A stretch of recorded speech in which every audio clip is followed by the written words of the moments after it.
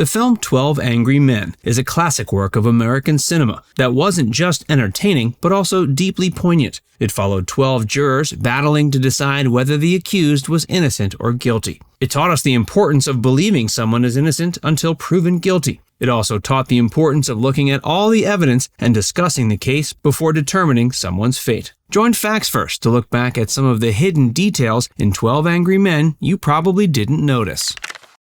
From the juror's room to the film set. While many of us have some idea how a court case operates, and we can all imagine what happens behind the tightly closed doors of a juror's room, not many of us have had the opportunity to serve as a juror ourselves. 12 Angry Men was written by Reginald Rose, who served as a juror in a manslaughter case in 1954, 3 years before the film was released. While in the juror's room, he clearly got the inspiration that this situation could be turned into an entertaining story. Not much is known as to what happened in the juror's room that Reginald Rose was in. One wonders if he was the Henry Fonda character in the room. Nevertheless, he was inspired and was able to pen the fantastic screenplay that made the film. No doubt Sidney Lumet must have consulted Reginald Rose during the filmmaking process to create the most authentic film possible. Before we tell you more, be sure to give this video a like and subscribe to Facts First if you haven't already.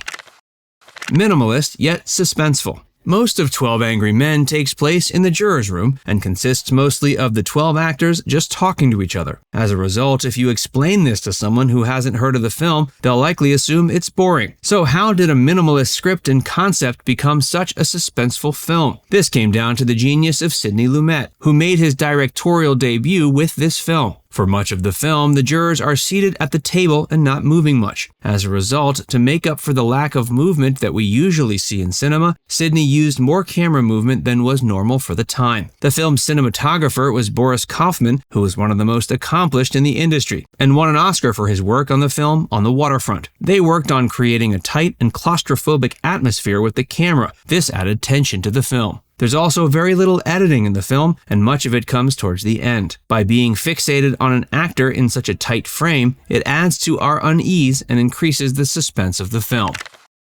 It flopped until it became a hit. It's now recognized as one of the greatest films of all time, but 12 Angry Men was hardly a success when released. It cost $400,000 to make and earned $1 million at the box office. So while it did make money, it was a moderate success rather than a major. Yet, the 50s and 60s was also the age when television was becoming popular in the US, and more Americans were owning sets. The film would show on TV, and its minimalist format was perhaps better suited for the small screen. 65 years later, 12 Angry Men is a classic, and it has made a lot more money via remakes, adaptations, reruns, streaming, and DVD sales. This video is brought to you by Established Titles. Have you ever been interested in being a lord or a lady? With Established Titles, now you can become one. For real. You could officially change your name to Lord or Lady and get it on your credit card, plane tickets, etc. You can even get it on your dating profiles. You can purchase title packs that give you at least 1 square foot of dedicated land on a private estate in Eddleston, Scotland. With the purchase, you'll receive an official certificate with a crest. Your certificate features a unique plot number with which you can see the exact location of your land. Established Titles told me that the first 200 people purchasing a title pack using my link will effectively be next to my plot within a few minutes of walking. Depending on how many of you want to become a lord or a lady, we can build our little Facts First kingdom. They plant a tree with every order and work with global charities, One Tree Planted and Trees for the Future, to support global reforestation efforts. It makes an amazing last-minute gift. Established Titles is actually running an early Black Friday sale, plus if you use the code FV10, you get an additional 10% off. Go to establishedtitles.com/FV10 to get your gifts now and help support the channel.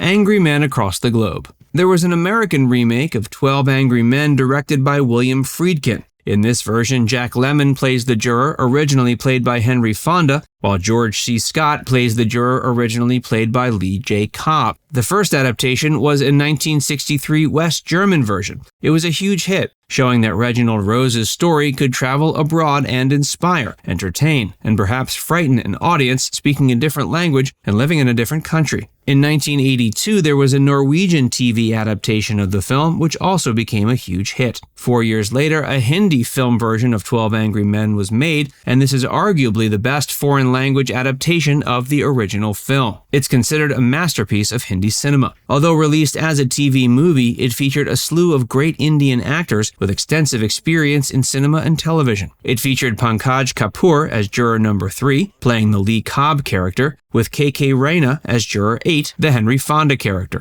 The film is considered a masterpiece of acting and is often shown to aspiring actors in India who wish to master their craft. It was remade again in Japan in 1991, Russia in 2007, France in 2010, and China in 2014.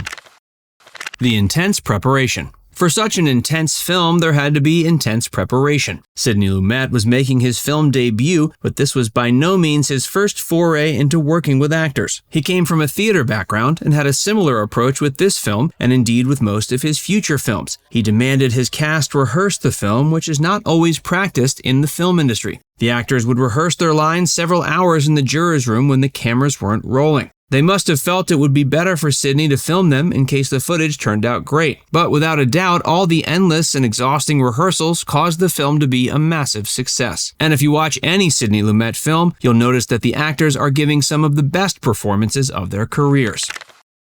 The accused's background. Not much is discussed about the accused boy's heritage, though it's implied at times that he's Puerto Rican. Regardless, it's clear he's ethnically different from any of the jurors, and this played into their prejudice, particularly with the Lee J. Cobb character. While we don't know if this is the experience that Reginald Rose had in the jurors' room, but it gives an interesting spin to the tale. We must remember 12 Angry Men takes place in the 1950s, when prejudice and racism was still a huge part of American life. Decades later, such problems still exist in America and all over the world, and the ethnicity of the accused has become a point of discussion in many remakes and adaptations.